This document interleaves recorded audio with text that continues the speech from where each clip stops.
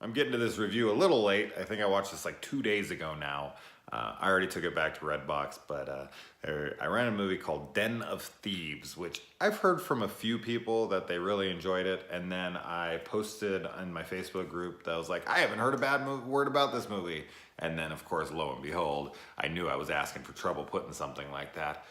I got my comment thread blasted with a bunch of people who were like, this is a Heat ripoff and blah, blah, blah. And I want to address that really quick. First off, I do want to say that I really enjoyed the film. So if you are a fan of a movie like Heat, which is definitely pretty similar, I would check this out. But that all being said, and this isn't to single anybody out who said this, but I always have to kind of address when things when I believe they are a tad hypocritical. I find it a little ridiculous coming from people who love the slasher genre of horror to call something a shameless ripoff in a negative way. Like, really? Like, that's a bad thing to you?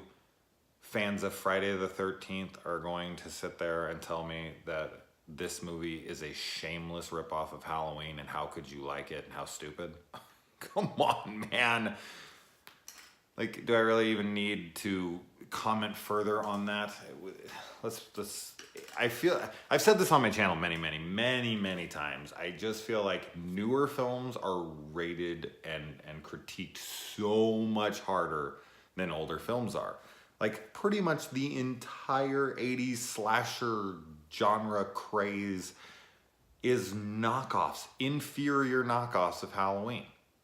That doesn't mean that I don't love tons of them. I want more films like Heat. Does this film share a lot of similarities with Heat? Yes. Does it separate itself and give it enough to where you don't feel like you're watching a carbon copy? Absolutely. Yes, it is similar, but I don't see that being a bad thing. I mean, not that I'm a huge fan of this or anything, but take something like Fast and the Furious. That spawned 8 films. It's a huge franchise, and that all came off of a shameless ripoff of Point Break. Whether I like the movie or not, that doesn't matter, but tons of people do, and it's pretty much almost scene for scene Point Break. Avatar is almost identical to Dances with Wolves.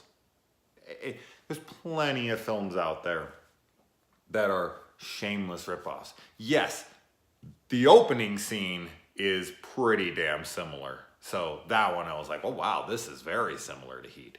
And then from there, it definitely starts to distance itself while picking a couple things here and there.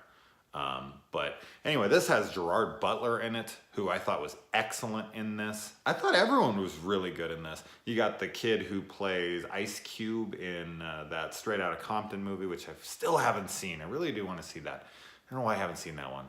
I think it's because I started this channel when it was coming out, and I've just pretty much been watching nothing but horror, and finally I'm starting to branch out and watch more, other genred films. It also has Porn Stash from Orange is the New Black in this, and I thought he was great. He's like the Robert De Niro of Heat in this, and Gerard Butler is the Al Pacino. You also got 50 Cent or Curtis Jackson. Is that his name? Curtis Jackson, which I thought he was pretty damn. I mean, he's pretty good.